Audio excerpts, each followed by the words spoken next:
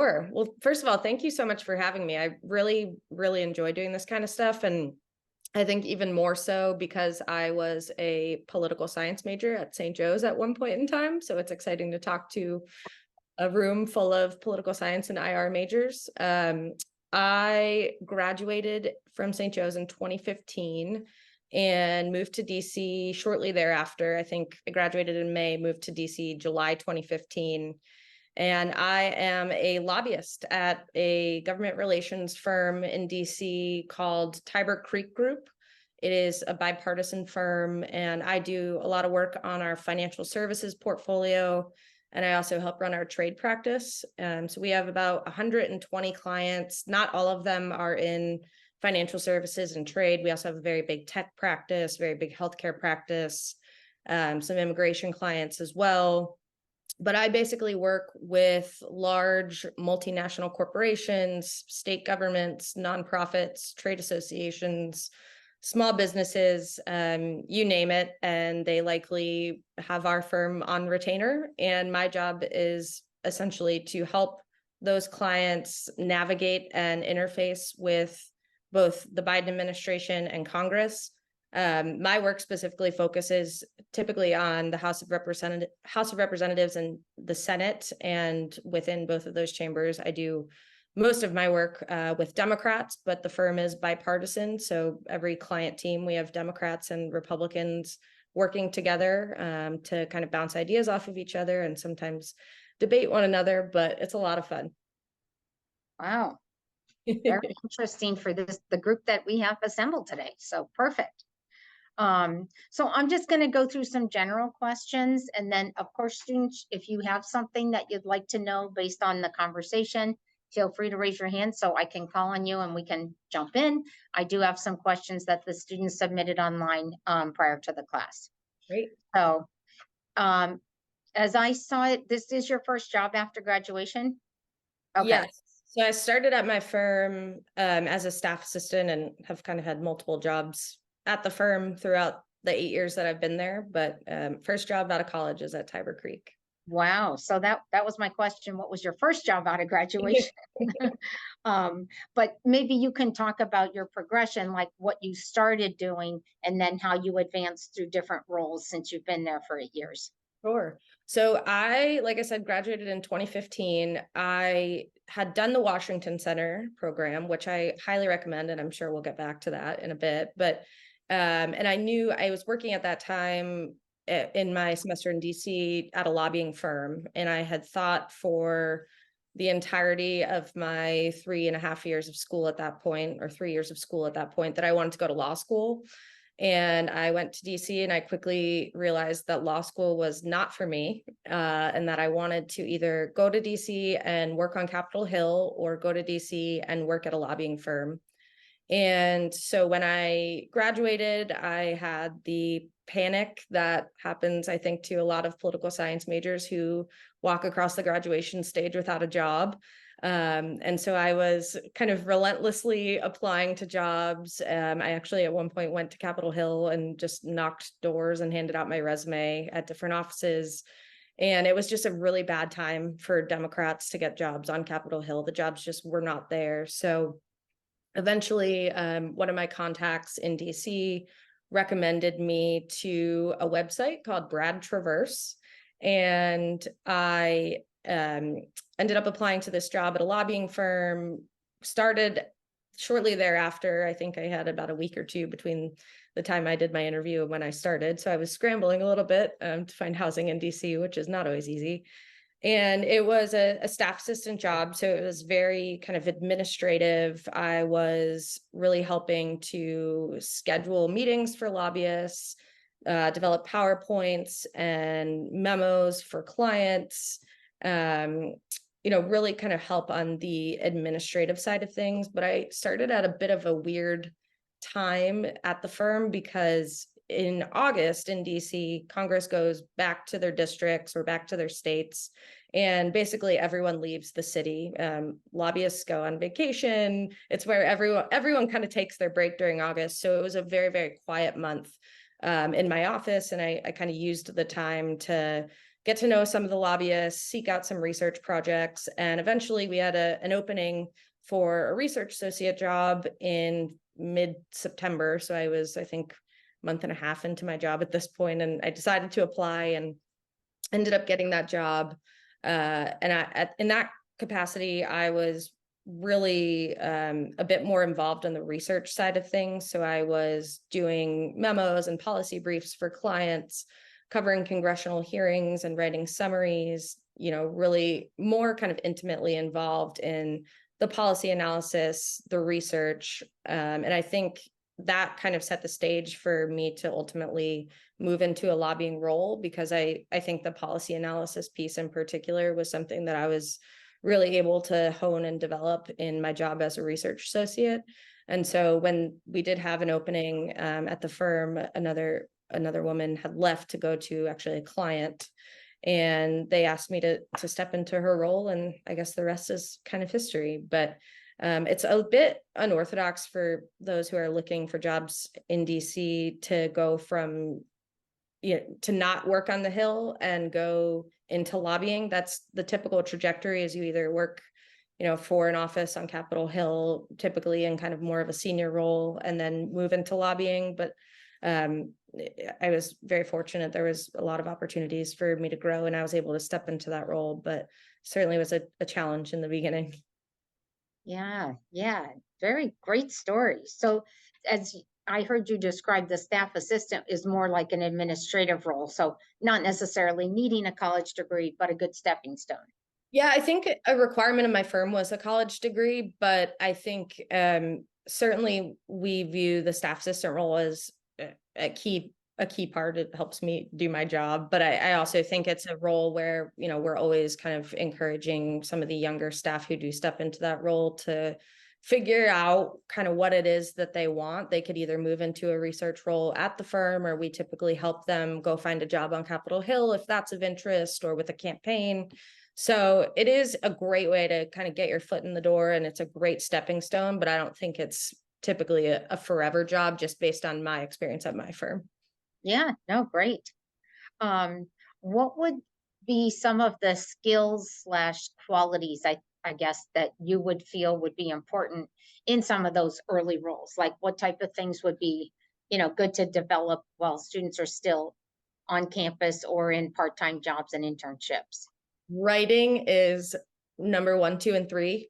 I Okay, easy. I was the first, I'll be the first to admit that when I was in school, I didn't always, take my papers very seriously. And I'm not sure whether they still do this, but at the time, Dr. LaBelle and Dr. Scola were very committed to very short policy briefs rather than lengthy papers, which I hated. And now they are such a key part of my job as a staff assistant, a researcher, and my job today. So I would say, really paying attention and kind of honing your writing skills while you can is so important. But I also really just think kind of the ability to take information, synthesize it, and distill it in a way that makes sense for clients. But a lot of times, when you're pulling together a memo or a policy brief or something similar, if it's going to a client, or if it's going to a client who's then sending it to their executive, they don't always have time to read, a 10-page report. It's kind of top highlights, the ability to really pull out the key bits of information and, put that onto paper in a way that makes sense and is easily digestible is, I think, crucial. And then also just, I think, organization and time management, the ability to not just do the work that's on your plate, but be proactive and be kind of always thinking ahead to what's coming down the pike is, I think, critical, and something that I think in my experience, employers have really valued. Yeah, great. That's exactly what I was looking for. Not just like technical skills like writing, but some of those other skills that students can develop by being involved in a club, on a sports team, not a Division 1 team, but just a club team or an intramural team, that just recognizing that they're developing those qualities throughout their undergraduate years is helpful. Yeah, and I also think the ability to kind of communicate effectively and present yourself in a professional manner is something that doesn't always come naturally as you're entering and making the transition from the classroom to the workplace. But I think that's something that also really, sets people apart and really provides an opportunity for you to distinguish yourself. And I do think a lot of that comes through internships and sort of experiential learning and those types of experiences. Well, that's a perfect segue to my next question, which is about, presenting yourself professionally and, that networking word that the students are kind of like, oh, don't love that word, but do you have suggestions for undergrads, to start to dip their toe into the networking waters, and how would you suggest they go about that? In my experience, the absolute best tool at your disposal, and it might sound cliche, but it's LinkedIn. Go to LinkedIn, go to the St. Joe's page on LinkedIn, search alumni, and then search by the location that you're looking for a job in, or even just generally, and message anyone that looks interesting, anyone whose job seems even remotely fascinating to you, and just ask them to go for coffee. It is how I built out my network in DC, because I think, going to school in Philly, you don't have the kind of pre-existing network at your disposal if you're job searching in DC as you might have if you went to a school like American or Georgetown or GW or you name it. So I think you do have to put in a little bit of work to make those connections. But I've found that alumni, particularly St. Joe's alumni, are so happy to help and really committed to getting more Hawks in DC. I personally have made it my mission to get a job for anyone that wants to get coffee with me. Whether Okay, it's at everybody, you my heard that. You heard that right from Kristen. whether it's at my firm or elsewhere, I really make it a point to try to take folks under my wing. And I think I'm just one of many alumni in DC that are willing to do that. So I think LinkedIn is your best friend. And also don't be afraid. It can kind of feel awkward sometimes to message someone and ask them to get coffee, particularly if you don't know exactly what it is you're looking for or what job you're interested in. But I think at the same time, it's always helpful to just talk to people, hear about their experiences, hear how they got to where they are, and just ask questions. Because I think the more questions you ask and the more people you talk to, you'll get a better understanding of what it is that you're looking for. Yeah, no, great advice. Do you feel like Zoom, is a good backup in Yeah, that we're all in Philly right now, you know, that it would be just as effective at this early stage in their college careers to reach out and ask for a Zoom kind of absolutely. meeting? I think in particular, the post-COVID world has made it so that Zoom is second nature to folks. I mean, I still use Zoom probably six of my, however many hours a day. So Yeah, I think it's not a strange request. I think folks would be happy to accommodate. And even if you are job searching in Philly, or excuse me, in DC, I don't think you should by any means limit yourself from also networking with folks in Philly, because who knows who they might know, a job that they have may capture your interest in Philly. So I just think casting as wide of a net as possible is going to be key. great. Yeah, thank you. So you mentioned the Washington Center. I just wanted to touch on, your internship experience. Obviously, that was one of them. What do you recommend based on what you're seeing now in the workforce, both from your experiences and maybe others that work with you? Yeah, I mean, I think internships are probably the most foundational element to kind of set the stage for your career. When I was at St. Joe's, I interned at the Washington Center at a lobbying firm.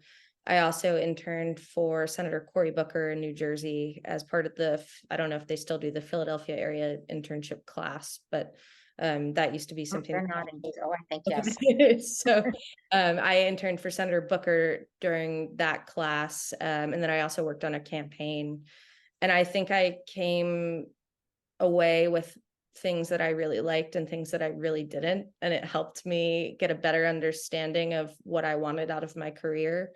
For example, the campaign side of things was not for me. There are people that are very much cut out for that. They make it their life's work.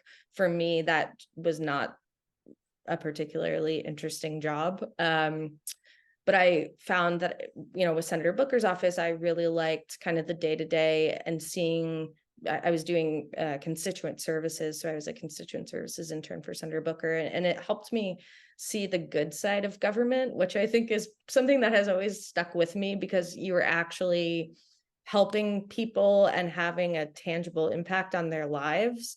And I think now living and working in DC, it's very easy to get caught up in the day-to-day and the partisanship. And I think things are more divided than ever. But that opportunity and that experience gave me a really good flavor of how government can be used as a tool for good.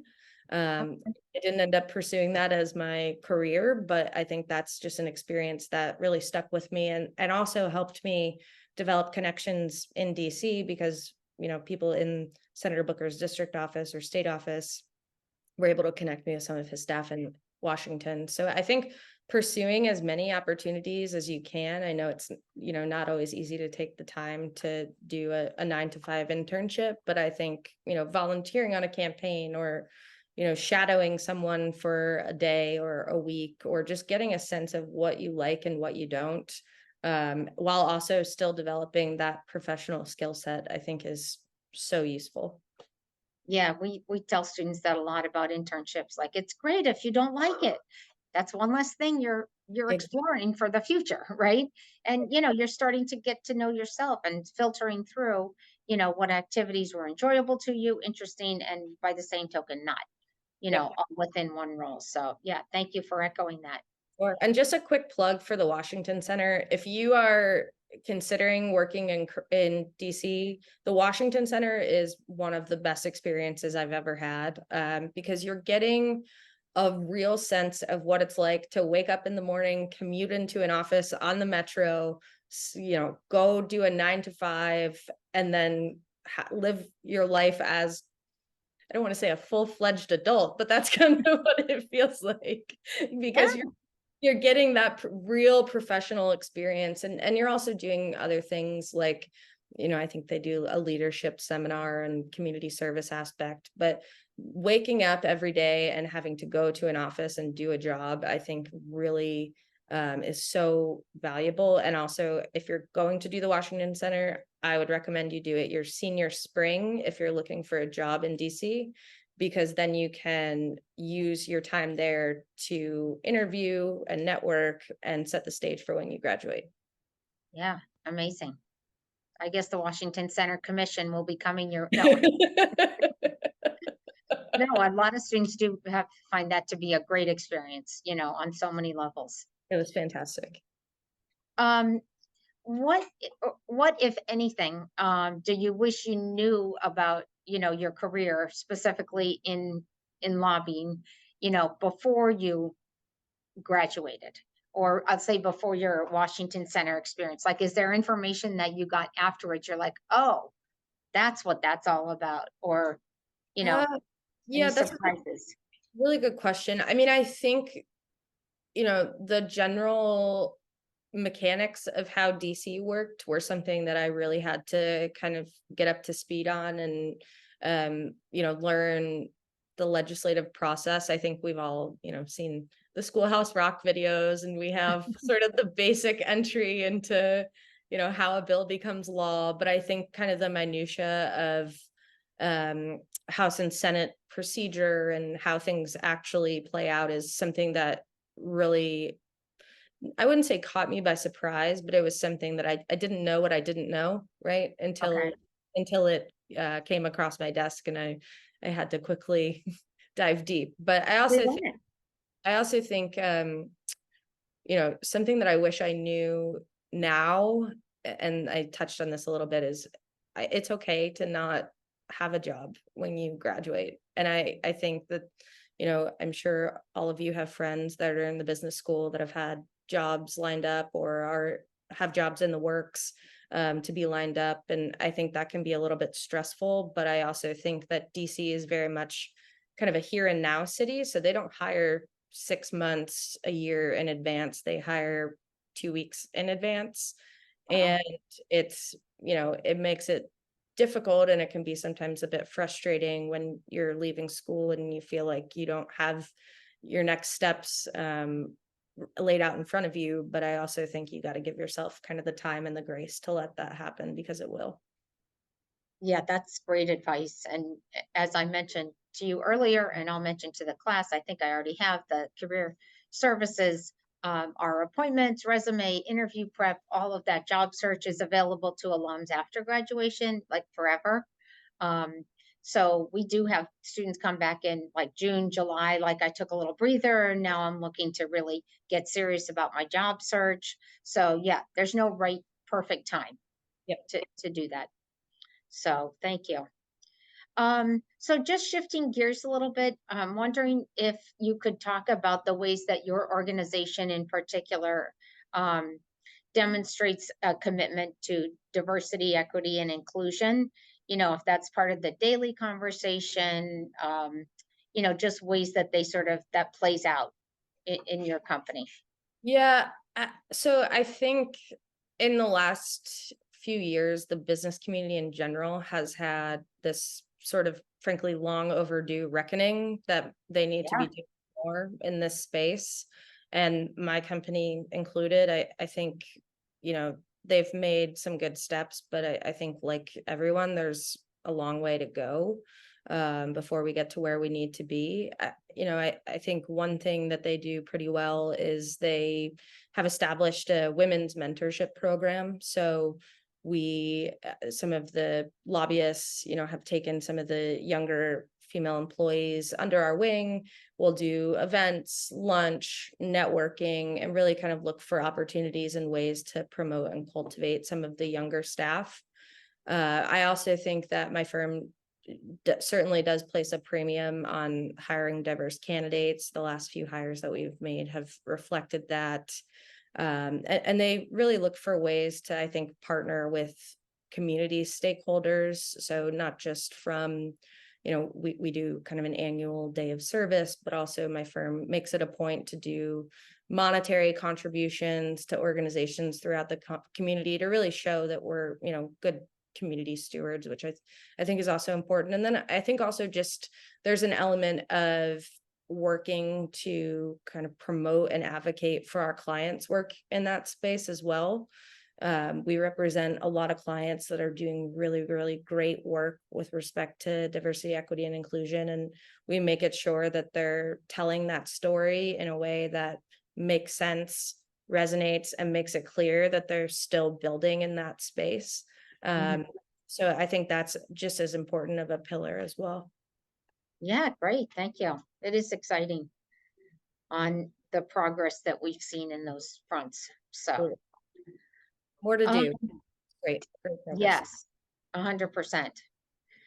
Are there any trends or suggestions you can make for students that are, maybe interested in a career like yours, things they can follow, either websites or professional associations? How would they sort of keep abreast of what's happening? I think one great resource is Politico. I'm sure, folks read Fox News or CNN or BBC or whatever your news outlet of choice is, but I found that Politico is typically a bit more kind of in the loop. We like to call it an inside the beltway publication. So they're very focused on the issues confronting Congress and the administration, and they tend to do a little bit deeper of a dive into some of the different policy areas or, challenges confronting Congress or the administration. So Politico is great. There's also an outlet called Punchbowl that is similar, kind of inside the Beltway. It's read by a lot of folks on Capitol Hill and kind of in the lobbying world. So they're fantastic. And then I think also there's different trade associations you can get, or different, associations that you can get involved with if you're looking to make the move to DC. One is women in government relations. I'm assuming there's a broader government relations association as well, but I am only aware of the women specific one. So that's a great opportunity to network with other folks in the industry. Um, yeah, I think I would say those three. Yeah, just sort of a starting point. So if Yep. they wanted to keep their pulse, their finger on the pulse, they could sort of start poking around to see what kind of happenings and trends are going on. Keep in touch. So, so one last question, and then I'll move to some of the questions that the students submitted. If what would be, I mean, I feel like you sort of already shared this, but if you could summarize the one piece of advice that you would have um, for students, who are looking to explore a career, I'll say in DC, kind of broad in the political world. I think, I mean, I already touched on it. I think I can't overstate the importance of networking. It's just so DC is so much about who you know. And for example, if you're applying for a job on Capitol Hill, it took me a long time to realize that there are two piles of resumes. One's a pile of general resumes that they receive through public job listings, and another pile that gets actually to the person in charge of hiring's desk is the pile of resumes that are basically referrals. So I think making it a point to make those connections, really take the time out of your day, as annoying or frustrating or time consuming as it may be, to go sit down and have those coffees or jump on a Zoom and just have a very casual conversation.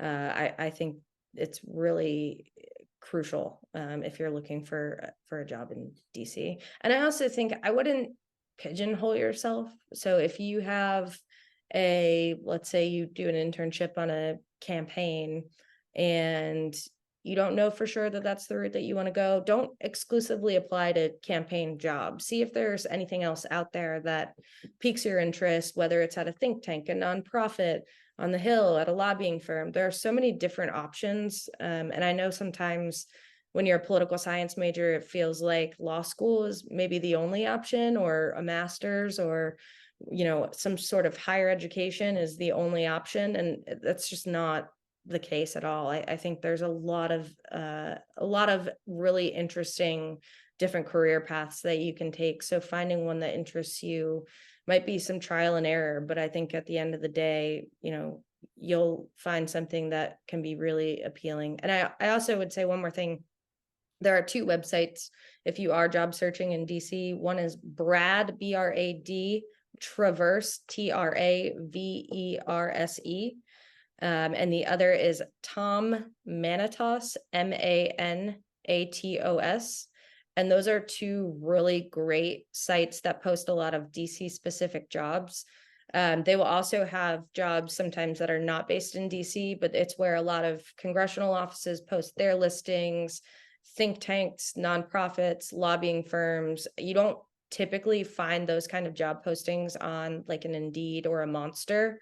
But these two sites in particular are very, very good about getting early job postings, which I think is also important because they don't have a whole stack of resumes already in the queue. So I would definitely recommend those two. Awesome. Yeah, thank you. Could you repeat the two names again? Yeah, it's you know what? I jotted them down, Crystal, so I'll share them. Yeah, great suggestions. I jotted down that Brad Trevos the first time you mentioned it, but I'm like, just like you'd never find those with those unusual names, right? So, so a couple questions from students. I'm kind of trying to paraphrase because some of them are similar. Did you ever change your major at St. Joe's? Did you come in sort of thinking about political science and wanting to pursue roles in DC, or yeah? Yeah, I kind of knew that political science was for me. I was involved in student government when I was a bit younger. I'd always been interested in politics. I think my dad tried to advise against political science for me, but it was what I was passionate about. So I always knew that that was going to be my major. And I was a philosophy minor, which was really just because of the prerequisites that I had to take. You knew that was going to be my next question. Is there a minor or a double major that you feel, now being in the workforce for a number of years, could positively influence your someone's career, you know? Yeah, I think if you want to work in the political field, I would say, economics, international relations, history, writing, or English, I would say, is a big one. English, I think, gives you that sort of writing and critical thinking that I think is really valuable in the workplace. So I would say any of those would probably be good. I mean, you can't go wrong. I think at the end of the day, there are probably few employers that are going to care all that much about your major. We're just being candid. I mean, I think as long as you have the set of skills that they're looking for and you're able to really sell yourself in an interview, I don't think it's gonna, be points against you if you are a business major or if you are a math major or, what have you. So I think with any of those, they'll, be valuable in helping develop your skill set, but I don't think it matters all that much. Yeah, they're not going to work against you. Right, exactly. We tell students a lot of times, to major in what they're interested in. It sounds pretty basic, but as opposed to saying, oh, I want to be in law, so let me do criminal justice or the FBI, let me do, like every major can lead to any job. It's really what you do with that and what kind of internship experiences you pursue, that sort of thing. And that outside skill development, we call them competencies, communication, teamwork, work ethic, all those sort of intangibles, but that really make a difference. Absolutely. Yeah.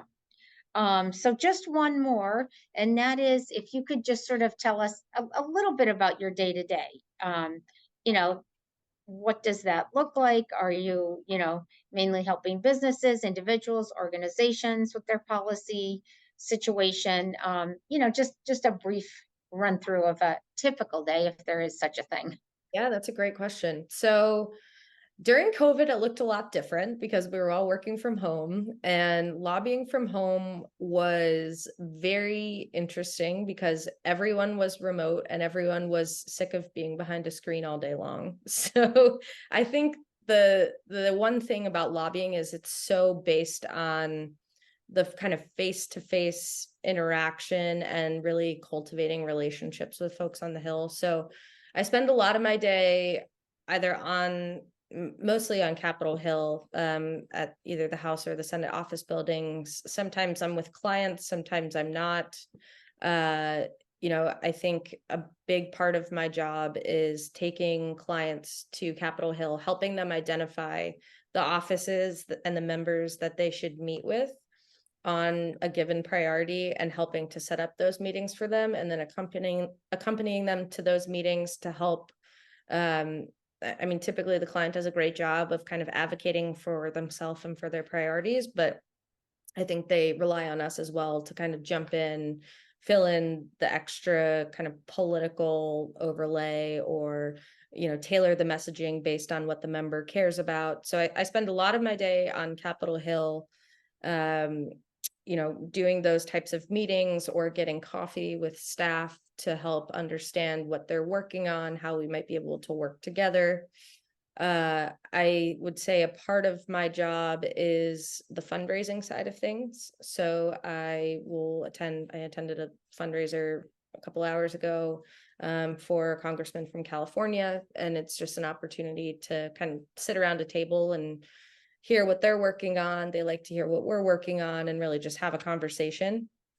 And then I would say the large majority of my job is either in-person meetings or conference calls with clients to talk about, what's on deck for Congress that week, how that impacts the priorities that we might be working on, how to, as I said, tailor some of the messaging on the priorities that we're working on, kind of state of play updates on various bills. So it's a lot of talking all day long, but A lot of I communication, for sure. Yeah, and a lot of coffee. and a lot of coffee. That's right. DC is powered on coffee. Yeah, right. Well, it sounds really fascinating and very exciting. You seem like you're on the cutting edge of all these things. Well, thank you. Yeah. Someday